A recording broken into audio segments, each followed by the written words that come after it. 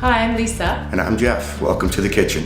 I do all the cooking. I thought it worked well because we really did stick to the industrial part. One of my favorite parts is right behind me. So this is a pot filler tap that you can just fill your pots right at the stove. And so far I've had a couple of cooking classes. We've had up to 5 people in here cooking, and it's worked very well.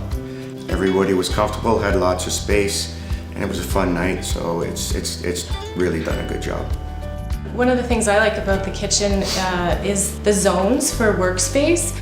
We ended up putting a prep fridge beside our stove so that some of the stuff that clutters your fridge and takes up a lot of the space we put into this fridge, so it's right next to the cooktop. And so now Jeff can be working independently in this area while the kids are fixing toast or popcorn or whatever they're doing, and I can have the big island, and so everybody has a space to work, and that's been really nice.